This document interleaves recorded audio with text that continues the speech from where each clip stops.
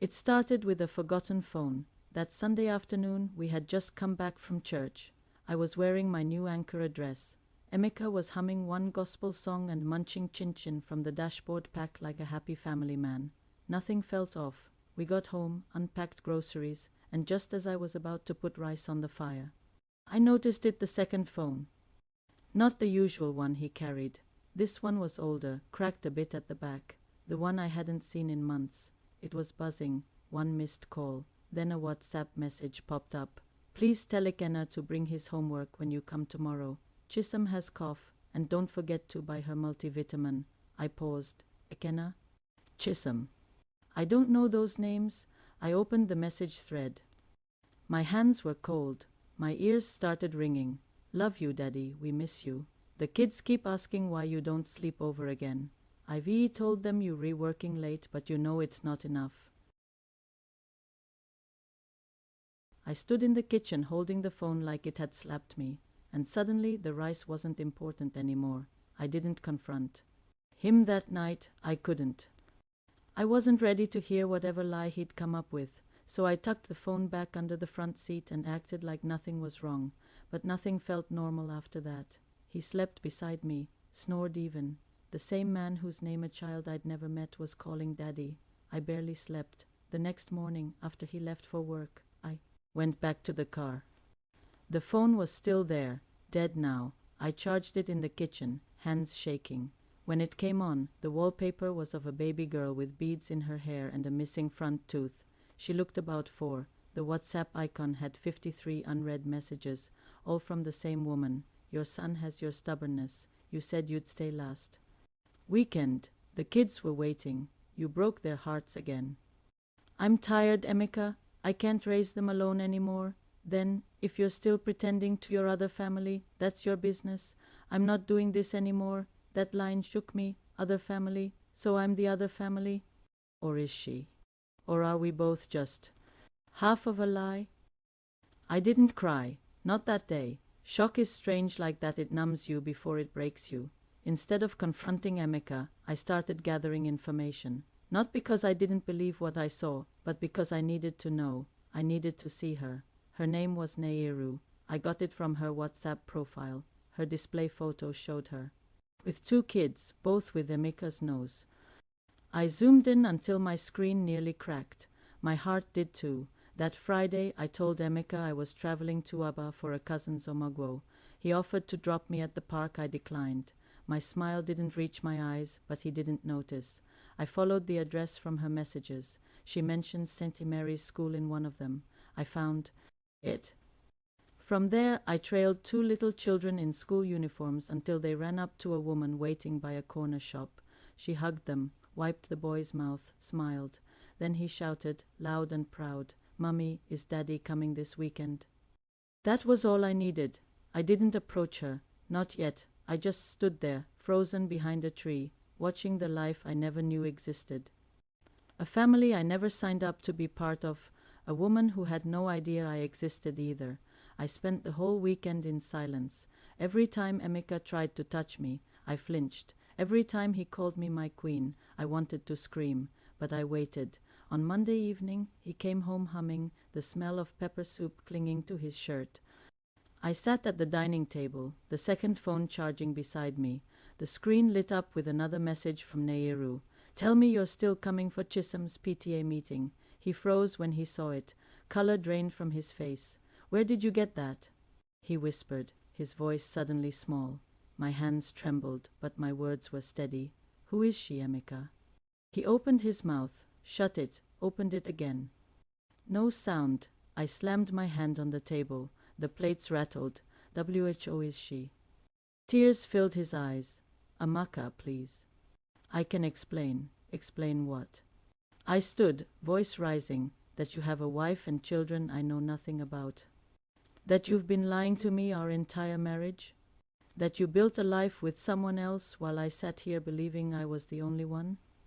He reached for my hand. I pulled away like his touch burned. In that moment I realized the man I thought I knew was a stranger, and the life I thought we had was a lie. "I was going to tell you," he stammered. "When?" I shot back, "After how many more years?" After how many more lies? He wiped his face with trembling hands. It started before you and I met. Nehru and I were together in university. She got pregnant. Her family insisted we marry traditionally. I folded my arms, the silence heavy. She moved to her parents' house after our second child. We drifted apart. Then I met you. You were different, peaceful. I thought I could start over. But you didn't end the first marriage, I said, voice low. You just added me. He looked away. His lips quivered. I didn't mean for it to go this far. I thought I could manage both. Manage. I laughed bitterly. You made me live in a dream. You built a life on my love and hers, and now there are children involved. I could see his shame, but I couldn't find pity for it. I thought about the times he traveled for work, the weekends he said he was visiting sick relatives, the late night calls he took in the bathroom. Every puzzle piece fell into place, and everyone cut me deeper. That night I packed a small bag. He watched me, panic in his eyes. Amaka, please don't leave the children, our son, he needs you. I stopped folding my wrapper. Which son? The one I thought was your only child, or the ones I just discovered? He dropped to his knees, tears streaming. I made a mistake, but I love you. I love our son. I can fix this. I looked down at him, the man I had cooked for, laughed with, shared a bed with, the man who was now a stranger. You can't fix what you never valued, I said quietly. His hands reached for mine. I pulled back. Here's what will happen, I continued. You will tell Nehru everything, that you've been married to me, that you lied. To us both. Then you will let me meet her, face to face. All of us deserve the truth. He hesitated. I saw it, the cowardice, the urge to keep both lives separate, to hide behind his fragile balance of lies. Or, I added coldly, I will tell her myself. He nodded, his face pale. The ultimatum hung between us like a blade.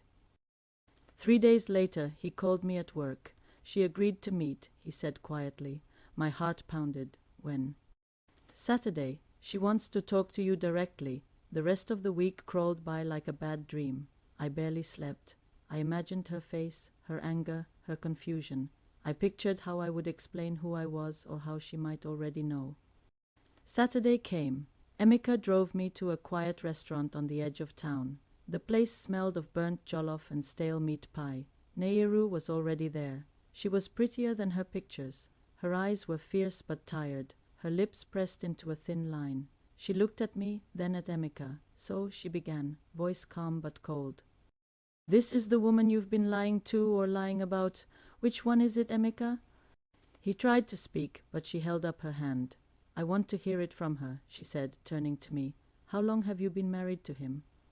I swallowed hard. 7 years. She exhaled shakily.